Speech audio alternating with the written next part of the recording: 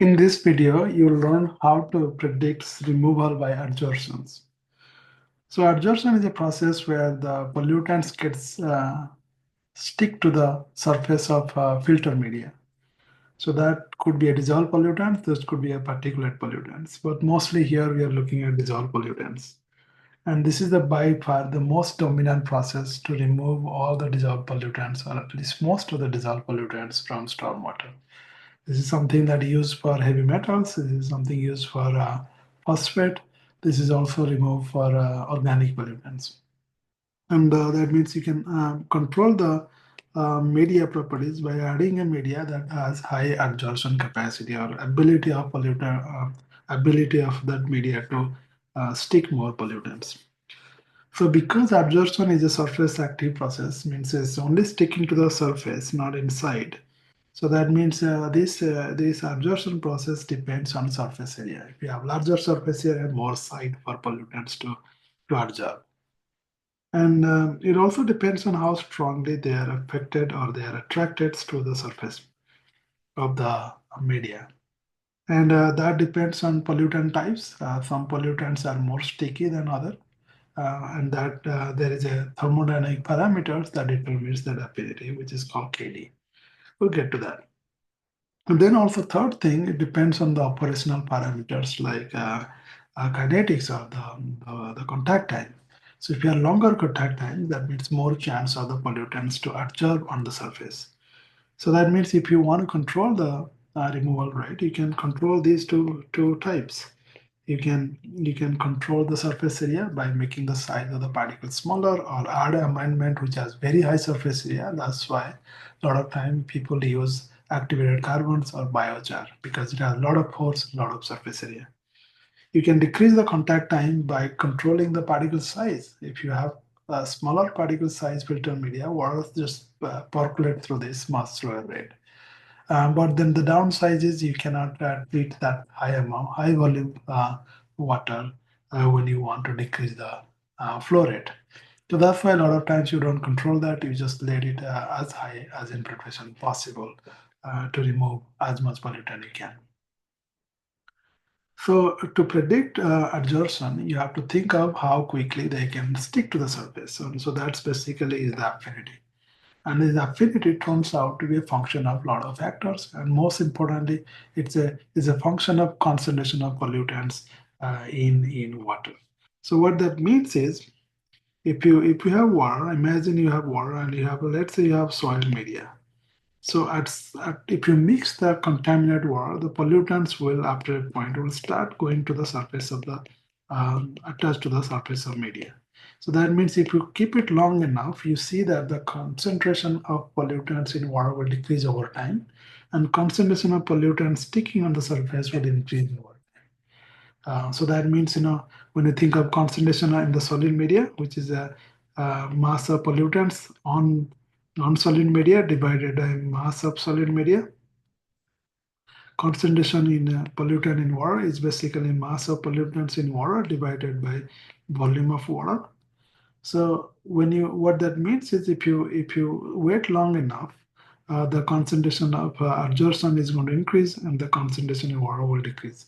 After a point, there will be an equilibrium. So that means there is a ratio, there is a relationship between concentration of pollutant in solid and concentration of pollutant in water. And that is what we call adsorption isotherm or that relationship. It turns out it depends on the temperatures. If you have a high temperature, more adsorption can happen because there is more binding. If you have it also depends on water chemistry, including pH, VOC, and other factors. pH affects the surface property of media and also the characteristic of ionic pollutants. So that's why pH is a factor, and also the presence of DOC and other pollutants which can compete for the same site can also affect it. So again, you can model it based on different models, and this is called linear model. What that means is concentration of pollutants in water after adsorption is directly is linearly related to the concentration of pollutant absorbed on the solid media. So if you take concentration, which is milligram of pollutants per gram of media, which is the basically absorbed pollutants or removed pollutants, is proportional to the concentration of pollutants remain in water after absorption. Again, this is the concentration of pollutant remain in water, not the concentration before absorptions. And this slope would be what we call KD. So the KD, if you know the KD, that means you can predict how much pollutants is removed from stormwater. So this is basically the concentration in stormwater after it's passed through the filter media. And this is the amount of pollutants absorbed on the surface of the stormwater. And so that means why it is important? Because if you know Q and you know how much filter media, you can predict how much pollutants you remove. So Q is mass of pollutants removed divided by mass of filter media. So that means if you know how much media you have added packed inside, this is the, let's say, volume of filter media, and if you know the density, how packing density, then you can calculate mass of media packed. So mass of media packed is basically packing density times volume of filter. So if you know this one, you can if you know the concentrations, so that means if you this times amount of pollutant removed, so mass of pollutant removed would be concentrations, concentration absorbed times mass of media packed.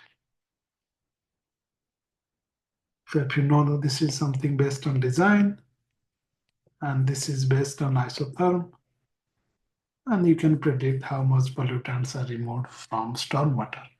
So that's why it's very important to calculate Q, and that calculation of Q, it depends on all these equations.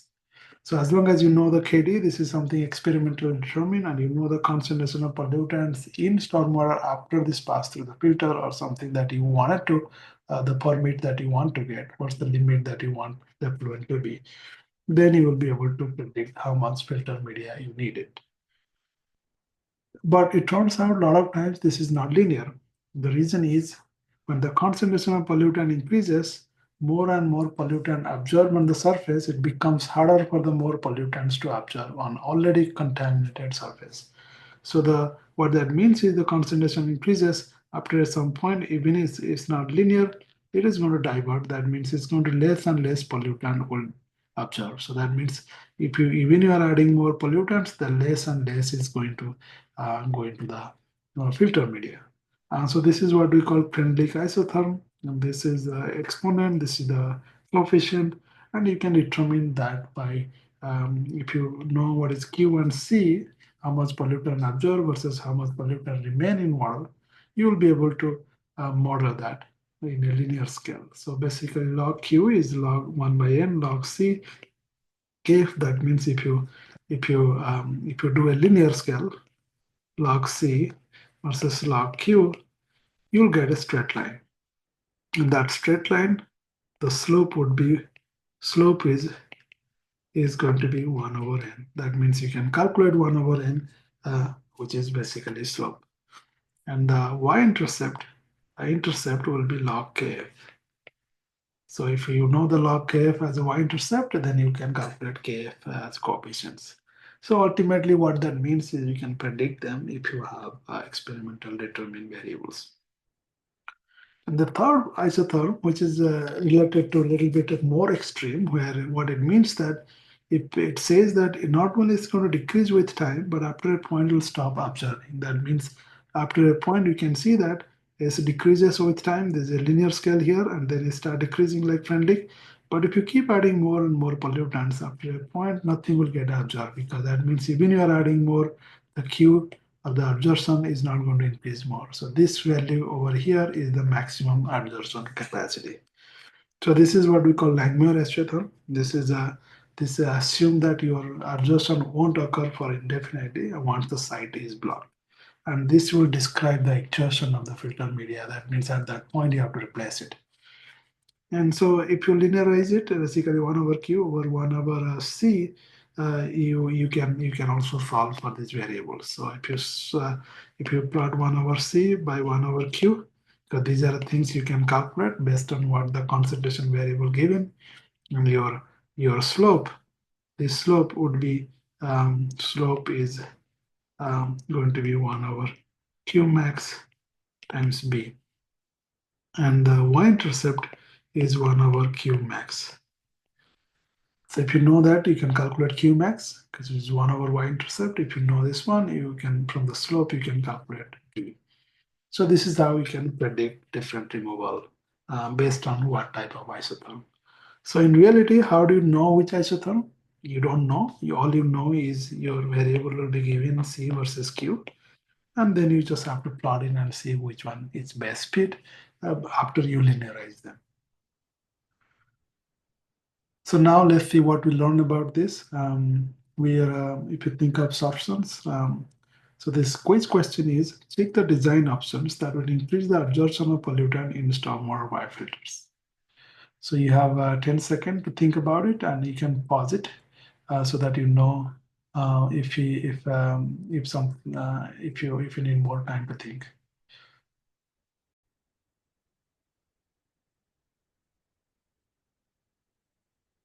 All right, so let's see. Let's evaluate which design option should increase the absorption of pollutant. Let's see, increase the height of filter media. Yes, if you increase the height of filter media, that means there are more filter media inside it. So if your height is increases, then means you are more likely for the pollutants to absorb. So obviously that's good. If you increase the grain size, what happens? If you increase the grain size, it become bigger, and the surface area is decreases because the smaller the particles, more volume of surface or more surface area to the per volume is going to be much higher. So this is going to increase the grain sizes, in fact will decrease the absorption. Increase sand fractions. Um, if you increase sand fractions, sand normally doesn't absorb a lot. Sand is basically increase the hydraulic conductivity. If you have smaller size particle increase, so this is not going to increase. Decrease in filtration rate. If you decrease in filtration rate, it's going to slow down the water. That means it has more time contact time. So that means this is also going to increase the absorption of pollutant. So the answer is A and D. Now, based on what you learned, this is the book example. So my suggestion is you should use this one, check the book. And what that means is the initial and final TC is given, and it is given what kind of absorption you will have. So basically what I'm going to explain here is that you have certain media. You have a batch reactor, which is mass of media, mass of solid is given 0.05 gram, and that's mixed in volume of water is given is 0.5 liter. So that means you take a bottles with a 0.5 liter water, volume is 0.5 liter water, and you add some amount of the solid, which is 0.05 grams. And then here you have initial concentrations. This is the amount of pollutant was there. And then you mix them together for a while. Once you mix them together, what happens is the pollutants stick to the filter media, so the concentration decrease. So your initial concentration was C0, that's C0, and your final concentration is C. So the difference in concentration is what basically the pollutants adsorb to the media. So that means you know final concentration is C. That is C. C is basically concentrations of pollutants after absorption. After adsorptions. So that means you got to plot that on the worth amount of pollutant absorbed on the media. Amount of pollutant absorbed on the media is mass of pollutant absorbed on media on the solid divided by mass of solid itself. And this mass of solid is 0.5 gram. So how do you know how much mass of pollutant is absorbed? You don't know that one because it's not given here directly, but indirectly it's given. Because the amount, what you can do is you can assume that the pollutants that decrease in water must have gone to the media. So the difference in concentration must be the basically amount of pollutant lost to the media. The mass of pollutant is basically mass of pollutant absorbed, which is the initial mass of pollutants added to the system. So that's volume of water times C0. minus what is remaining after the absorption is volume of water times C concentrations. So if you know this one, because these are given, volume is given, and C0 initial, C final is given, you'll be able to calculate Q. So once you calculate C and Q, you can plot C versus Q. You can plot log C versus log Q. You can plot 1 over C versus log 1 over Q. So this is for Langmuir, this is for Freundlich, this is for linear. And then you can calculate R square, and whichever R square is great, that's one you can assume. So I encourage you to take this one in the book so that you can see how the solutions are given. So now that you know how we can predict, how we can use this isotherm for actual design, which we just explained, that what that means is you can pack the column with a certain type of filter media with high surface area, and then you can add water. So this is C0 and this C coming out, and this is the length of the media, this is the area of the, and then you can predict what's the amount of pollutants you can pack inside. So this is basically, the media you can calculate is that flow rate is the amount of water that is passing through. That means the amount of pollutants you are adding to the system at any times is basically Q times C in. Amount of pollutants that leaving the systems is Q times C out. So the difference is what is being removed. So that's why if you do Q times C in minus Q times C out times time, that will be the mass of pollutant removed. Pollutant absorbed on media. So now if you see that pollutant absorbed on media is basically amount of pollutants, the absorption capacity times mass of the media. So that means here you are saying that if you know degradation, the pollutant removed, which is basically this, is equal to going to be this. So now you can predict how long it takes for the things to be adjusted is based on these equations. So using this equation, you can solve here. So this is example given here. You can see that estimate the lifetime of a soil absorption column treating stormwater containing 0.5 milligram per liter TC. Stormwater flow rate is given 5 liter per minute. The column contain 1000 gram of clean soil. Use the Freundlich isotherm derived in the examples. So that means you can use the isotherm to predict the value. So here, if you see from these equations, the equation says that now these are given. So Q is Freundlich, that's based on the equation 8.5. So that's this is something example, previous example. So you know that the initial Q0 equal to 0, that means you are saying clean media. So that means there was no pollutant absorbed before the reactions or before the packing. So when you put all this number, you get that it takes about 5 days to adjust the media. Obviously, in the real world, this is not the case. You not have a small column. There will be degradations, biodegradations that will also start removing the pollutants from filter media. So next thing you are going to learn about degradations and how to predict that.